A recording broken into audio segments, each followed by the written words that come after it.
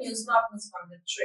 અમદાવાદ ખાતે state monitoring સેલની team દ્વારા રોહી દરોડા પાડી મુદ્દામાલ સહિત આરોપીઓને ઝડપી પાડવામાં આવ્યા. પ્રાપ્ત માહિતી અનુસાર અમદાવાદ શહેરના રામોલ પોલીસ સ્ટેશન વિસ્તારમાં વસ્ત્રાલ રિંગ રોડ નજીક વસ્ત્રાલ સર્કલ પાસે સ્ટેટ મોનિટરિંગ સેલની ટીમ દ્વારા રોહી દરોડા પાડવામાં આવ્યા.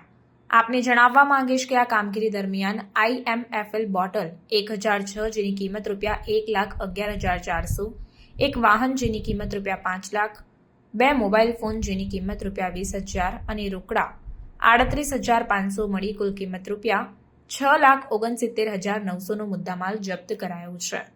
જ્યારે 2 આરોપીઓની ધરપકડ પણ કરી લેવામાં આવી છે. શરવણસિંહ કુબેરસિંહ સોલંકી અને નગીનસિંહ હિંમતસિંહ સોલંકી આ બંને આરોપીઓ ઝડપાયા છે. જ્યારે મેઘરાજસિંહ ઝાલા, જીગરભાઈ, દિનેશ પ્રજાપતિ અને હ્યુન્ડાઈ i20 કારનો માલિક આ ચારેય વોન્ટેડ આરોપીઓની ધરપકડના ચક્રો ગતિમાન કરાયા છે. અહીં આપને જણાવી દઉં કે દરોડા પાડનાર અધિકારી તરીકે SR શર્મા સ્ટેટ મોનિટરિંગ સેલના PSI દ્વારા સરાહનીય કામગીરી કરાઈ છે.